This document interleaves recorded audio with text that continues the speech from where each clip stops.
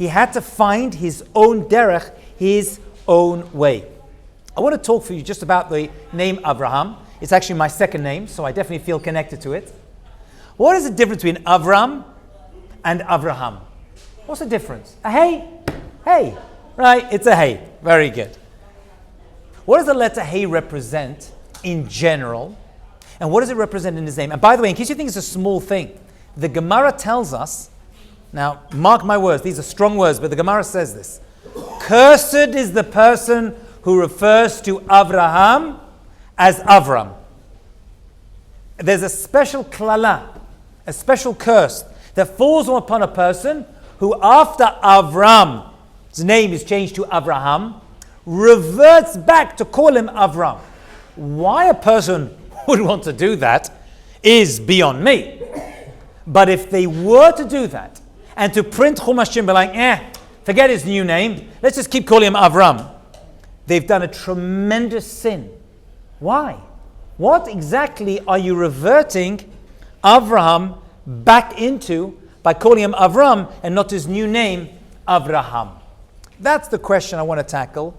And the Rishonim, actually the Zohar, speaks about this and gives a fascinating answer. And it's going to relate to all of us, even if your name is not Avraham, which in my case it is, but that's besides the point. Okay. Avram means Avram, the father of wisdom. Ram is lifted up. He was the master of wisdom and chokhmah. His wisdom was not in the area of calculus, right? It wasn't in the area of science. I was going to say not in the area of astronomy, but he was an incredible genius when it came to astronomy and astrology. We'll leave that aside. He was the master of that. But his whole muhut, his whole essence was of bringing information to the people in his town. And that's what he did. He traveled around in his tent, together with his wife Sarah, invited people into his tent. We spoke about that already. And he fed them. That's why you always give breakfast in a class. It's not a class and breakfast. It's breakfast in a class. You got to know your customers. You got to feed them. And then you download the information. And he gave them, I'm being very serious, it's not even a joke. He gave them the food, and he gave them the amazing, we'll talk about it next week, B'ezrat Hashem. He gave them the beautiful menu, and then he started to download wisdom into their heads. That's Avram. And that's fantastic. The Hey isn't just a cute change of name. It shows that his entire mission was different. What does the Hey represent?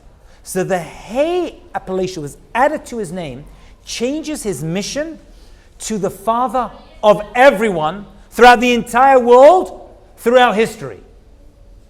So before he got the Hey, he's operating in his locale, all the people he could individually come into contact with. We'll talk about those people in a minute, what happened to them. It's a good question. Talk about that in one moment. But what about the rest of the world? He was given the Hey. The Hey is going to represent, by the way, what is the letter Hey? What is that letter? It's a very unusual letter. Behi Baram. Behi Baram says the Torah. Right? In Bereshit, it's a small Hey. Because God used the letter Hey to create the world. He spoke it out. Hey is a breath. It has no form. It's just a breath you pull out. It's a very spiritual letter. And it goes in different directions. Up and down, and left and right. So Hey represents speech. It represents the koach of dibur, of speech.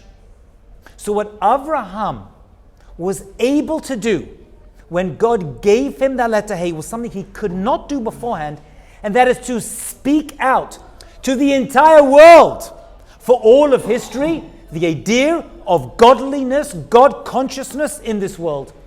That, my dear friends, is the Hey. Beforehand, he was stuck in this small area. Once he was given the Hey, he was able to spread information. Now check this out.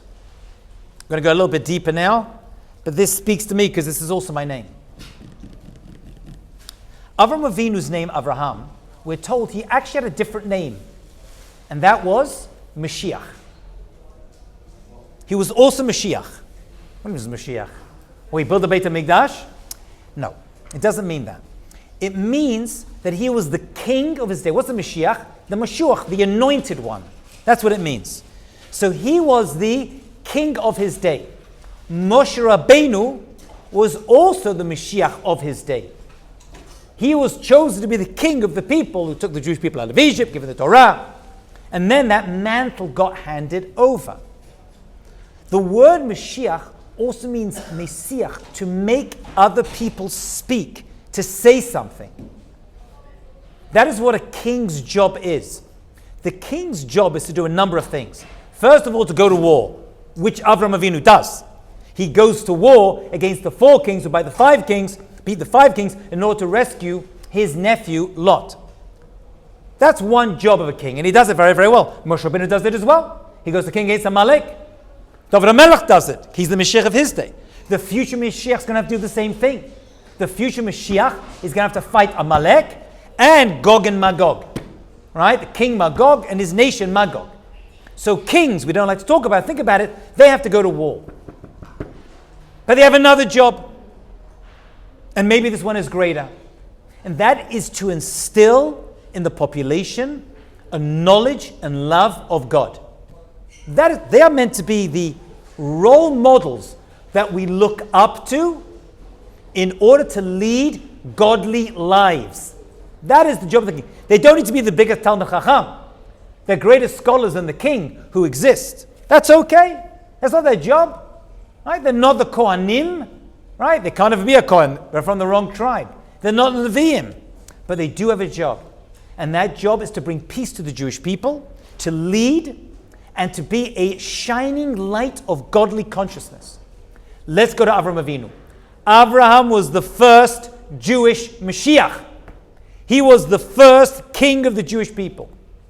How did he do it? He fought wars. But he also, Avraham, he spoke about godliness.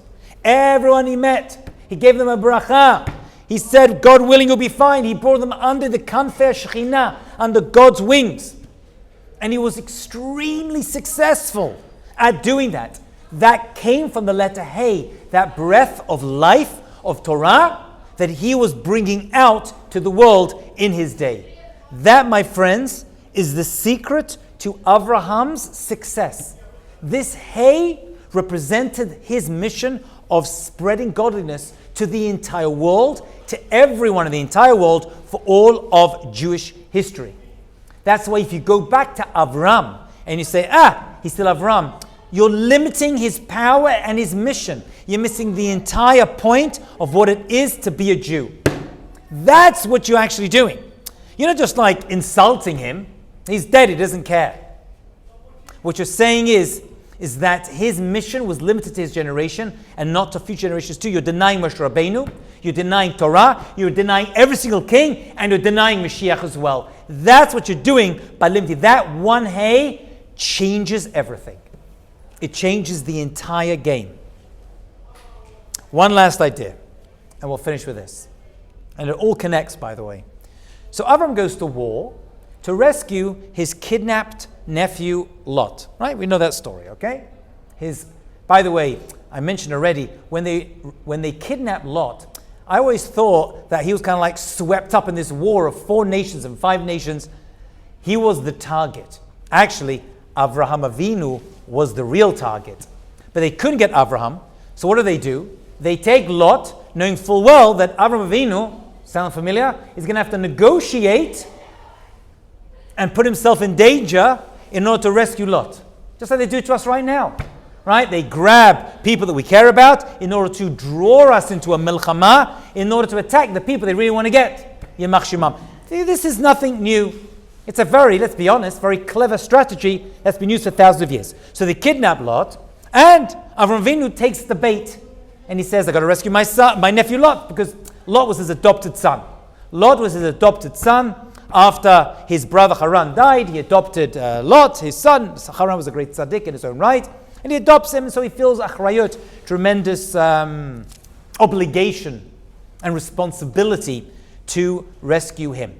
And so he goes to war, and he wins the war against these 4 kings, which we said already represents the 4 galut, 4 exiles the Jewish people are going to go into. His fighting these 4 kings is a siman, a sign of the future milchama that we're going to have with the 4 kingdoms that come from these 4 kings. That's why where these 4 kings come from represent the 4 locations of the future war. What I want to talk about, though,